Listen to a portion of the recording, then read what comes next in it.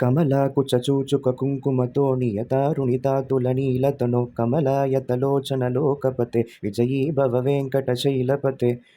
सचतुर्मुखषण्मुखपञ्चमुखप्रमुखाखिल दैवतमौलिमणे शरणागतवत्सलशारणिते परिपालय मां वृषशैलपते अधिवेलदयादवदुर्विषहै रणुवेलकृतैरपराधसतैः परितं त्वरितं वृषशैलपते परया कृपया परिपाहि हरे अधिवेङ्कटशैलमुदारमते जनताभिमताधिकतानरतात् परदेवतया गतिदान्निगमैः कमलादयितान्न परं कलये कलवेणुरवावसगोपवधू शतकोटिवृतात् स्मरकोटिसमद् प्रतिवल्लविहाभिमतात् सुगतात् वसुदेवसुतान्न परं कलये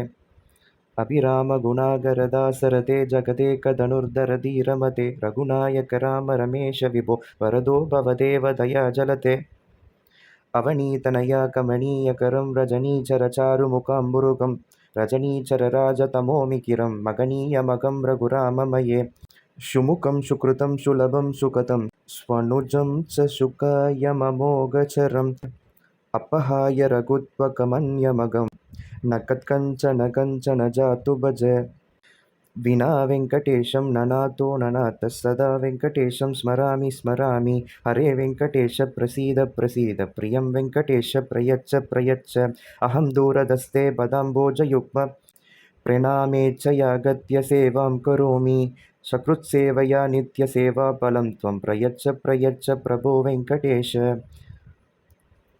अज्ञानिना मया दोषान्न शेषान् विहितान् हरे क्षमस्व त्वं शेषशैलशिखामणे